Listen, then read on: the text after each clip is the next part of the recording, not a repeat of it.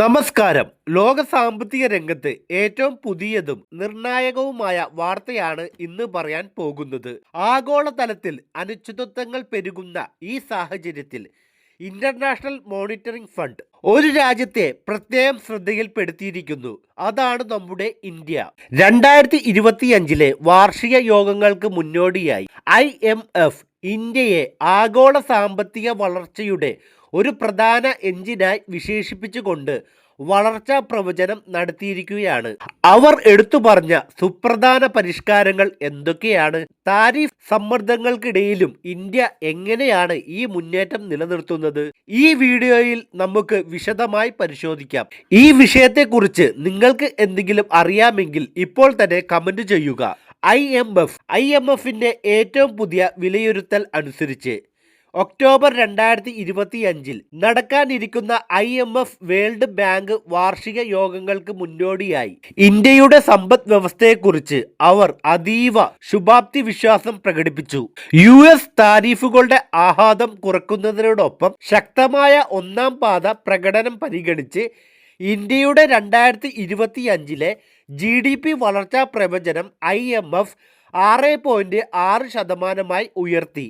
IMFന്റെ managing director Christina Georgia ഇന്ത്യയെ ആഗോള വളർച്ചയുടെ ഒരു പ്രധാന പ്രേരക ശക്തിയായിട്ടാണ് വിശേഷിപ്പിച്ചത്. മറ്റു പ്രധാന സമ്പദ് വ്യവസ്ഥകൾ മന്ദഗതിയിൽ ആകുമ്പോൾ ഈ സ്ഥാനം ഇന്ത്യക്ക് കൂടുതൽ പ്രാധാന്യം നൽകുന്നു.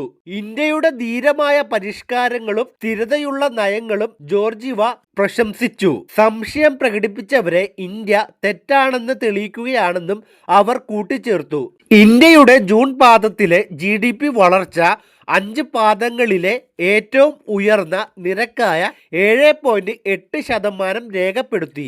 ഇതിന് പ്രധാന കാരണം നിർമ്മാണ മേഖല, സേവന മേഖല, കെട്ടിട നിർമ്മാണ മേഖല എന്നിവയിലെ മികച്ച പ്രകടനമാണ്. വെല്ലുവിളികൾ നിറഞ്ഞ ആഗോള സാഹചര്യത്തിൽ ഇന്ത്യയുടെ സാമ്പത്തിക ഭാഗത്ത് പരിഷ്കരണ വേഗതയും സ്ഥിരതയും ആണെന്ന് IMFന്റെ അഭിപ്രായങ്ങൾ അടിവര ഇടുന്നു. ഒരു മറുവശമുണ്ട്.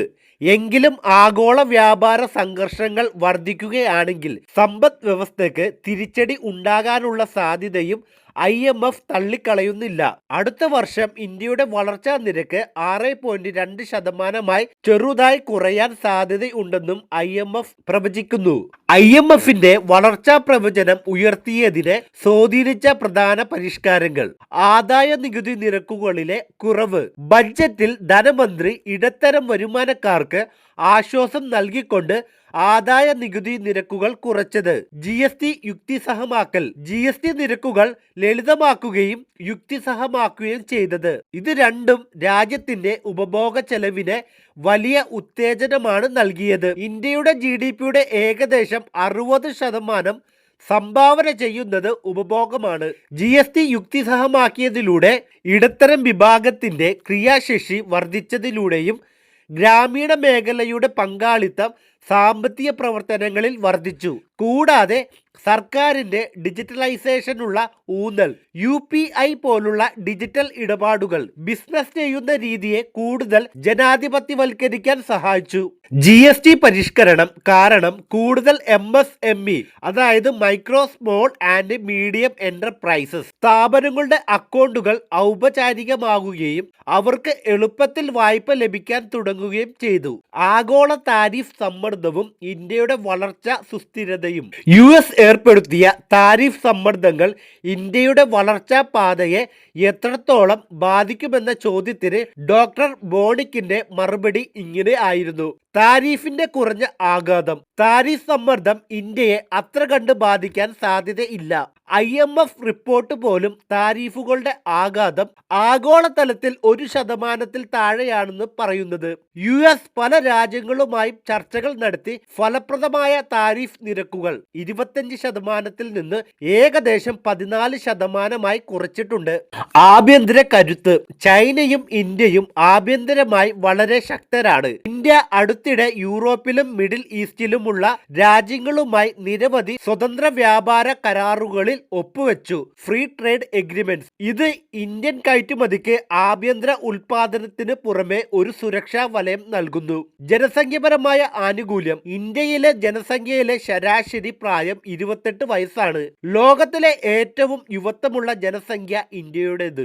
ഇത് ശക്തമായ ഉപഭോഗത്തെ നിലനിർത്തും. പരിഷ്കാരങ്ങളുടെ ഗുണഫലം. നികുതി സമ്പ്രദായത്തിലെ യുക്തിസഹമാക്കൽ, ഡിജിറ്റലൈസേഷൻ, ഉൽപാദന മേഖലയിലെ പ്രോത്സാഹനങ്ങൾ, അടിസ്ഥാന സൗകര്യ വികസനം എന്നിവയെല്ലാം സാമ്പത്തിക പ്രവർത്തനങ്ങളെ ഔപചാരികമാക്കുകയാണ്. വളർച്ചാ നിരക്ക് 6.5% മുകളിൽ നിലനിർത്താൻ സഹായിക്കുകയും ചെയ്യുന്നു. ദീർഘകാല സ്ഥിരത ഉറപ്പാക്കാൻ തുടരേണ്ട പരിഷ്കാരങ്ങൾ എന്തൊക്കെയാണ്? ഇപ്പോഴത്തെ വളർച്ചാ വേഗത ദീർഘകാലത്തേക്ക് നിലനിർത്താൻ എന്ത് പരിഷ്കാരങ്ങളാണ് തുടരേണ്ടതെന്ന ചോദ്യത്തിന് ഡോക്ടർ ബോണിക് നൽകിയ മറുപടി ഇതാണ്. തൊഴിൽ നിയമം പരിഷ്കരണം. കേന്ദ്ര സർക്കാർ പരിഷ്കാരങ്ങൾ കൊണ്ടുവന്നു എങ്കിലും പല സംസ്ഥാനങ്ങളിലും ഇത് നടപ്പിലാക്കിയിട്ടേയില്ല. സംസ്ഥാന തലത്തിൽ തൊഴിൽ നിയമങ്ങൾ നടപ്പിലാക്കുമ്പോൾ ബിസിനസ് ചെയ്യുന്നത് കൂടുതൽ എളുപ്പമാകും. ഓഹരി വിറ്റഴിക്കൽ. സർക്കാർ സ്ഥാപനങ്ങളുടെ ഓഹരി വിറ്റഴിക്കലിലൂടെ പരിഷ്കാരങ്ങൾ സമ്പദ് വ്യവസ്ഥയുടെ സ്ഥിരത വർദ്ധിപ്പിക്കും. തൊഴിൽ പ്രായത്തിലുള്ള യുവജന സംഘം. ആഭ്യന്തര നിർമ്മാണത്തിനുള്ള പ്രോത്സാഹനം. അടിസ്ഥാന സൗകര്യ വികസനത്തിന് ഊന്നൽ നൽകൽ. ഡിജിറ്റലൈസേഷൻ, നികുതി സമ്പ്രദായം, യുക്തിസഹമാക്കൽ എന്നിവയെല്ലാം ഇന്ത്യയിലെ ബിസിനസ് ചെലവ് കുറയ്ക്കുന്നു. അതിനാൽ ഇന്ത്യ ഒരു വിപണി എന്ന നിലയിൽ കൂടുതൽ വളരുമെന്നും നിലവിലുള്ള സാമ്പത്തിക വളർച്ചാ പാത ഭാവിയിലും തുടരുമെന്നും ഡോക്ടർ ബോണിക് ശുഭാപ്തി വിശ്വാസം പ്രകടിപ്പിച്ചു. ഇന്ത്യയുടെ ഈ മുന്നേറ്റം തീർച്ചയായും അഭിമാനകരമാണ്. IMFന്റെ വാക്കുകൾ വെറും പ്രശംസ മാത്രമല്ല, ലോകം നമ്മുടെ രാജ്യത്തിന്റെ സാമ്പത്തിക കരുത്തിനെ എത്രമാത്രം ഗൗരവത്തോടെ കാണുന്നു എന്നതിന്റെ സൂചന കൂടിയാണ്. നിങ്ങളുടെ അഭിപ്രായം എന്താണ്? ഈ പരിഷ്കാരങ്ങൾ നിങ്ങളുടെ ജീവിതത്തിൽ മാറ്റങ്ങൾ ഉണ്ടാക്കിയിട്ടുണ്ടോ? ഇനി എന്തൊക്കെ മേഖലകളിലാണ് സർക്കാർ പരിഷ്കാരങ്ങൾ കൊണ്ടുവരേണ്ടത്? നിങ്ങളുടെ വിലയേറിയ അഭിപ്രായങ്ങൾ താഴെ കമന്റ് ബോക്സിൽ രേഖപ്പെടുത്തുക. ഈ വീഡിയോ നിങ്ങൾക്ക് ഉപകാരപ്രദമായെങ്കിൽ ലൈക്ക് ചെയ്യുക. നിങ്ങളുടെ വാട്സപ്പ് ഗ്രൂപ്പിൽ സുഹൃത്തുക്കളുമായി ഷെയർ ചെയ്യുക. ഇത്തരം നിർണായകരമായ വിവരങ്ങൾ ഉടൻ ലഭിക്കാൻ ഈ ചാനൽ സബ്സ്ക്രൈബ് ചെയ്യാനും മറക്കരുത്.